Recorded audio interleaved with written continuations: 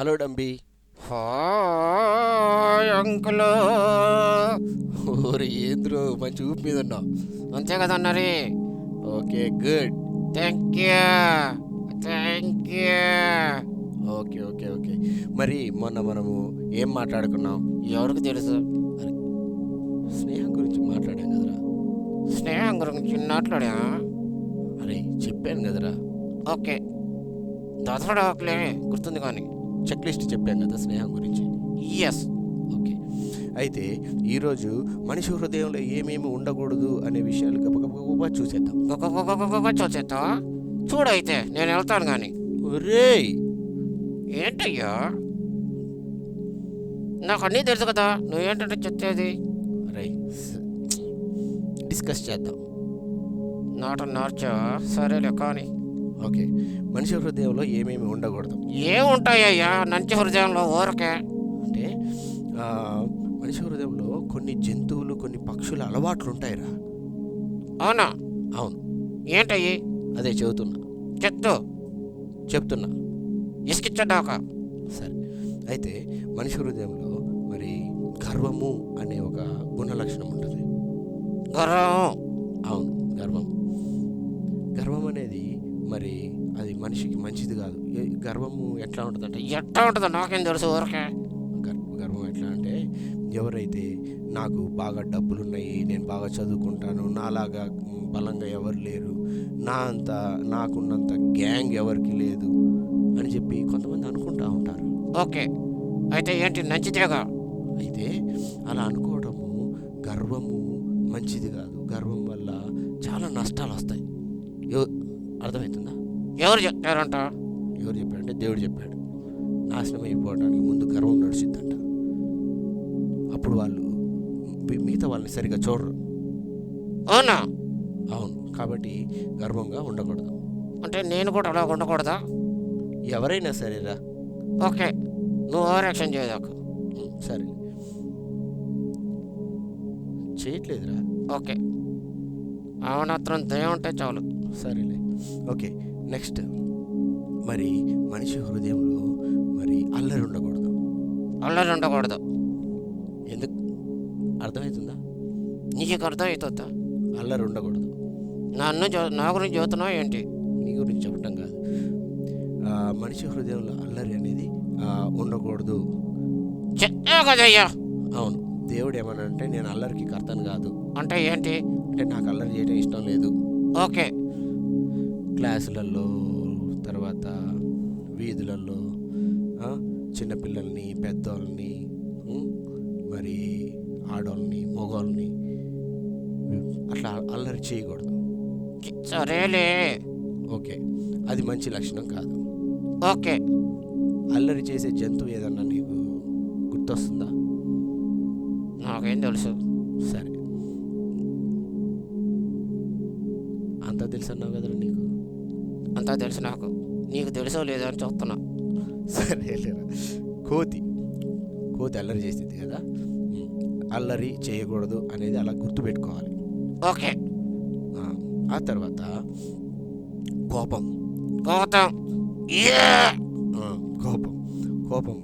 కోపం అనేది మనిషి ఆ కోపం అనేది ఆ రోజుల్లోనే, అంటే ఈరోజు పొద్దున కోపం వచ్చిందనుకో ఎవరి మీదన్నా, సాయంకాలానికి ఆ కోపం అనేది పోయేటట్టుగా చేసుకోవాలి. ఎట్టాదయ్యా పొద్దున్నతే రాత్రికి?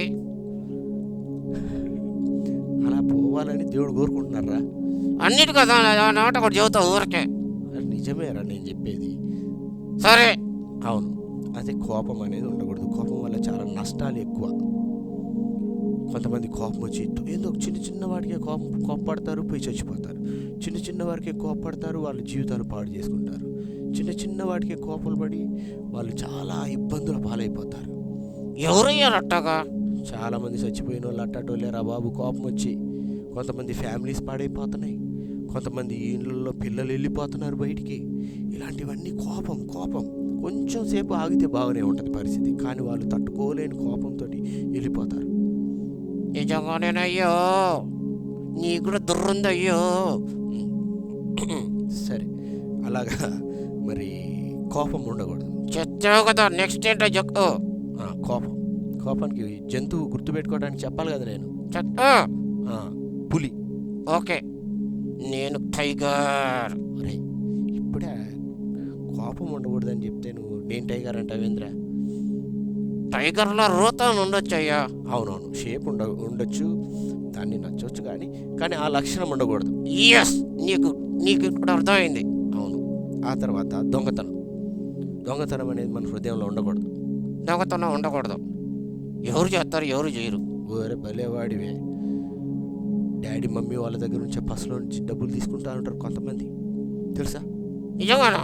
అవును. డాడీకి మమ్మీకి తెలియకుండా వాళ్ళ డబ్బుల నుంచి తీసుకోవటము, స్కూల్ ఫీజు అని చెప్పేసి ఎక్కువ తీసేసుకోవటము, వేరే వాళ్ళ డబ్బులు మోసం చేసేయడం, దొంగతనం చేసేయడం, ఇట్లా చేస్తారు కొంతమంది. చేస్తే ఏమైంది? డబ్బులు లేవు కూడా చేస్తారయ్యా. నీకేం అర్థమైంది? అలా కాదురా, డబ్బులు లేని మాట కరెక్టే, కానీ అలా చేయటం కరెక్ట్ కాదు, అలా చేయొద్దు అని దేవుడు కోరుకుంటున్నాడు. కావాలంటే నన్ను అడిగితే నేను నీకు సహాయం చేస్తా. ఎట్టా చేస్తాడు? ఎట్లా చేస్తాడంటే పని దొరికేటట్టు చేస్తాడు, పని సరిగా చేసేటానికి సహాయం చేస్తాడు, అప్పుడు మనకి డబ్బులు వస్తాయిరా. అట్టా అంటావా? అయితే ఓకేలే. ఓకే. అట్లాగా దొంగతనం చేయకూడదు. దొంగతనానికి ఏది గుర్తు? దొంగతనానికి ఏది గుర్తు? నువ్వే గుర్తు. ఒరే నేను దొంగతనానికి గుర్తుందిరా, నేను యానిమల్నా? అంతేగా అన్నది. ఒరే కాదులే, జోకే. జోక్యావా? సరే, ర్యాట్ ఉందా? ఎలుక. ఎలుక దొంగతనానికి గుర్తు. ఓకే. తర్వాత చెడ్డ స్నేహం. ఎవరు చేశారు? ఇప్పుడు కొంతమంది బాయ్ ఫ్రెండ్ గర్ల్ ఫ్రెండ్ అని చెప్పేసి లవ్ లెటర్ రాయటము, ఏంటి సోషల్ నెట్వర్క్లోంచి కనెక్ట్ అయిపోయి ఊరక మాట్లాడతా ఇలా చేయటం. కుర్రోళ్ళు చేస్తారయ్యా, ముసలోడి నీకేం అర్థమైంది? ఆ దాదలు. ఒర్రే దేవుడు పెళ్లి కాకముందు అట్లాంటి స్నేహాలు చెయ్యొద్దని చెప్పాడురా. ఎక్కడ చెప్పాడయ్యా? చెప్పాడురా. అది మరి మంచిది కాదు, అలా చేస్తే చెడు సాంగత్యం. నల్లి ఏందంటున్నాడు ఈయన? అంటే చెడ్డ స్నేహం, అది మరి చాలా నష్టం జరుగుద్ది అని చెప్పేసి దేవుడు చెప్పాడు. ఓకే, నిన్ను నమ్ముతావులే. నమ్ము. కాబట్టి అలాగా చేయటం ద్వారా వాళ్ళకున్న సాక్ష్యం పోద్ది, వాళ్ళ డాడీ వాళ్ళకున్న సాక్ష్యం పోద్ది, వాళ్ళ చదువులు పాడైపోతాయి. ఎవరున్నారు? కంబైన్ స్టడీ చేస్తాంగా. కంబైన్ స్టడీ చేసిన వాళ్ళు ఎంతమంది మరి ఎట్టగా పాస్ అయ్యారో నాకు తెలియదు రోయ్. అయితే నేను అనేది కంబైన్ స్టడీలో ఉన్నటువంటి దాని గురించి కాదు, కానీ చెడుగా వాళ్ళతో తిరగటము అది మంచిది కాదు. అర్థమైందిలే, అవస్థపడద్దు. సరే, ఓకే. అది చెడ్డ స్నేహం. దానికి ఏమి గుర్తు? నాకేం తెలుసు? దానికి మేక గుర్తు. మేక. అవును, చెడ్డ స్నేహం. ఓకే. చెడ్డ స్నేహం చేయకూడదు. చెత్తాగా. అవును. ఆ తర్వాత నెక్స్ట్